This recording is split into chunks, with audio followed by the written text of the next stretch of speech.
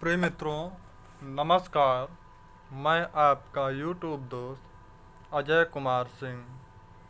आज हम लोग आदिकाल के प्रमुख तथ्यों के बारे में अध्ययन करेंगे। तो जैसा कि आप लोग देख रहे हैं स्क्रीन पर, आदिकाल के प्रमुख तथ्य देखिए। आदिकाल के प्रमुख तथ्य, तो आइए हम लोग देखते हैं आदिकाल के प्रमुख तथ्यों के बारे में।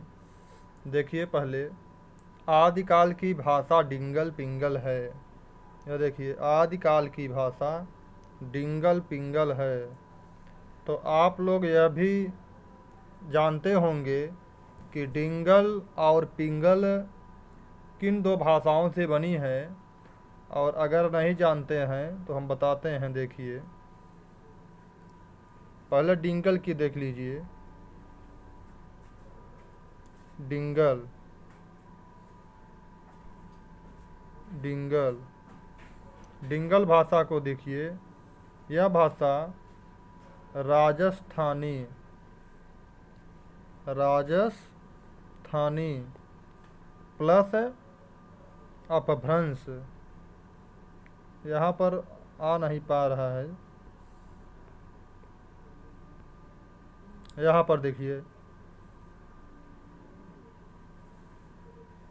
डिंगल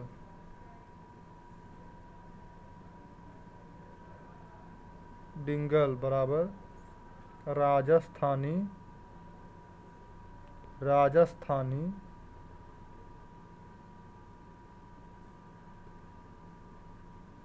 राजस्थानी प्लस अपभ्रंश अपभ्रंश, इन दो भाषाओं से मिलकर डिंगल भाषा बनी है।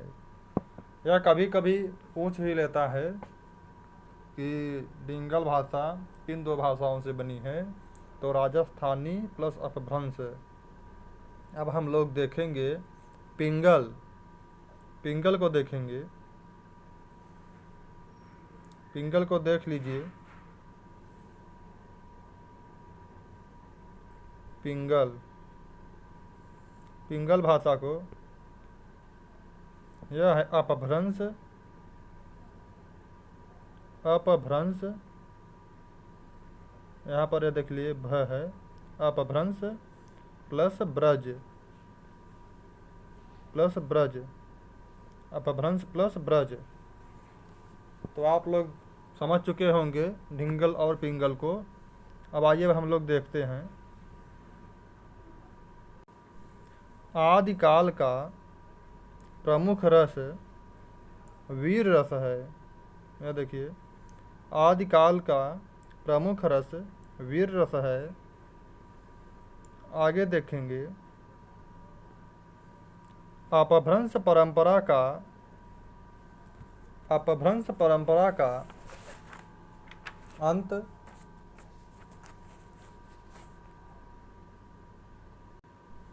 यह देखिए, अपभ्रंश परंपरा का अंत आचार्य रामचंद्र शुक्ल हम्मीर रासो से मानते हैं। अगर क्वेश्चन बना कि अपभ्रंश परंपरा का अंत आचार्य रामचंद्र शुक्ल किस ग्रंथ से मानते हैं, तो वह है हम्मीर रासो। यह देख लीजिए, तो वह है हम्मीर रासो। आगे देखिए, 63 महापुरुषों की कथा पुष्पदंत ने महापुराण में लिखी। 63 महापुरुषों की कथा पुष्पदंत ने महापुराण में लिखी। अपने समय के कलिकाल के सर्वज्ञ हेमचंद्र माने जाते हैं। अपने समय के कलिकाल के सर्वज्ञ हेमचंद्र माने जाते हैं। और यह देखिए, अपभ्रंश भाषा के प्रथम कवि स्वयंभू हैं। अपभ्रंश भाषा के प्रथम कवि स्वयंभू हैं। और यह हिंदी भाषा के प्रथम कवि स्वयंभू राम कुमार वर्मा के अनुसार माने जाते हैं। जो डॉक्टर राम कुमार वर्मा हैं, वो हिंदी का प्रथम कवि स्वयंभू को मानते हैं। आगे देखेंगे, प्राकृत के पाणिनि हेमचंद्र कहे जाते हैं। प्राकृत के पाणिनि हेमचंद्र कहे जाते हैं। सर्वाधिक चरित्र काव्य जैन साहित्य के अंतर्गत रचे गए। नाथ संप्रदाय में जालंधर को बालनाथ कहा जाता है। यह ध्यान रखिएगा कि नाथ संप्रदाय में जालंधर को बालनाथ कहा जाता है। आगे देखेंगे, आचार्य रामचंद्र शुक्ल के अनुसार, देखिए आचार्य रामचंद्र शुक्ल के अनुसार जिस समय मुसलमान भारत में आए थे उस समय सच्चे धर्म भाव का बहुत कुछ ह्रास हो चुका था। परिवर्तन के लिए बड़े धक्कों की आवश्यकता थी। परिवर्तन के लिए बहुत बड़े धक्कों की आवश्यकता थी। आगे देखिए, फिर उन्हीं के अनुसार हिंदी अपने जन्म से ही ब्रज भाषा की प्रवृत्ति के साथ खड़ी बोली लिए की प्रवृत्ति को लिए आई थी। ब्रज भाषा के हाथों में हाथ दिए खड़ी बोली उतरी। फिर से एक बार देखेंगे, हिंदी अपने जन्म से ही ब्रज भाषा की प्रवृत्ति के साथ खड़ी बोली की प्रवृत्ति को लिए आई थी। ब्रज भाषा के हाथ में हाथ दिए खड़ी बोली उतरी।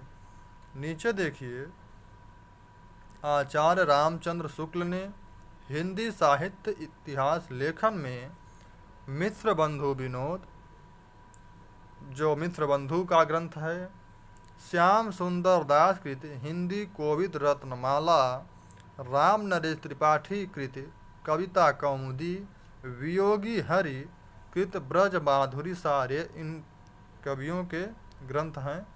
यह देखिए, यह जो आचार्य रामचंद्र शुक्ल ने हिंदी साहित्य इतिहास लेखन में यह जो मिश्र बंधु विनोद है, यह मिश्र बंधु का है। यह देखिए, मिश्र बंधु का, यह मिश्र बंधु का है।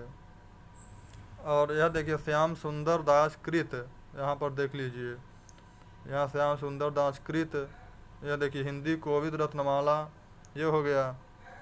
राम नरेश त्रिपाठी कृत, यहाँ भी देख लीजिए कृत, कविता कौमुदी, यहाँ फिर देखिए वियोगी हरि कृत, यह देखिए वियोगी हरि कृत, ब्रज माधुरी सार आदि ग्रंथों से सामग्री लिया है।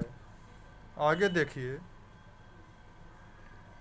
आचार्य हजारी प्रसाद द्विवेदी के अनुसार, देखिए आचार्य हजारी प्रसाद द्विवेदी जी क्या कहते हैं, हिंदू समाज में नीची से नीची, यह न में बड़ी की मानता रहेगी यहाँ पर, यहाँ देखिए, नीची से नीची समझी जाने वाली जात भी अपने से नीचे एक और जाति ढूंढ लेती है। हजारी प्रसाद द्विवेदी जी कहते हैं, शंकराचार्य के बाद इतना प्रभावशाली और इतना महिमान्वित भारतवर्ष में दूसरा नहीं हुआ। भारतवर्ष के कोने कोने में उनके अनुयायी आज भी पाए जाते हैं। भक्ति आंदोलन में, फिर से देखिए, भक्ति आंदोलन से पूर्ण सबसे शक्तिशाली धार्मिक आंदोलन गोरखनाथ का भक्ति मार्ग ही था। यह कौन कहते हैं, तो आचार्य हजारी प्रसाद द्विवेदी जी। गोरखनाथ अपने युग के सबसे बड़े नेता थे। आगे देखेंगे, समग्र भारतीय, या समग्र, या जैसे समग्र, जैसे या इससे लिख सकते हैं समग्र, या देखिए समग्र, या ऐसे लिख दीजिए, या ऐसे लिखिए कि समग्र, समग्र ऐसे भी लिख सकते हैं। तो यही है,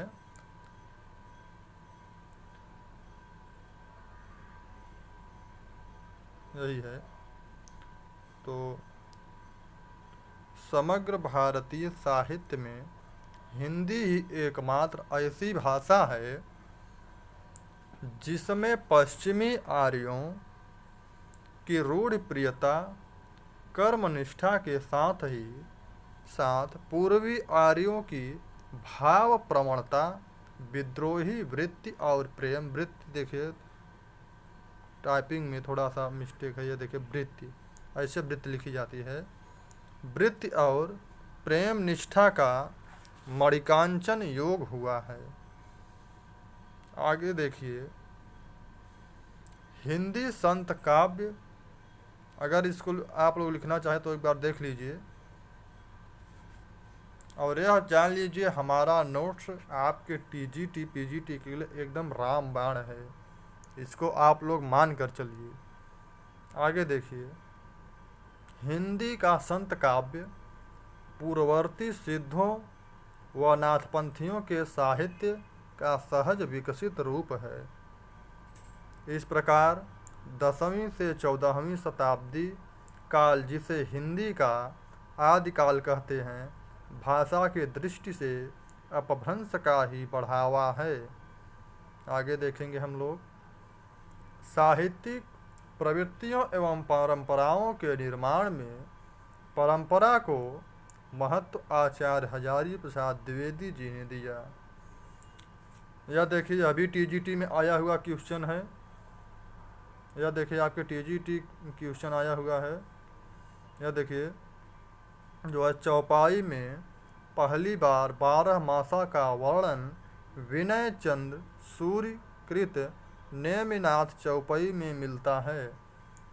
सूर्य को आप लोग ऐसे भी देख सकते हैं, जैसे सूर्य है, बड़ी छोटी मात्रा रखती है, टाइपिंग मिस्टेक है। विनय चंद सूर्य कृत नेमिनाथ चौपाई, जो है नेमिनाथ चौपाई ग्रंथ में मिलता है।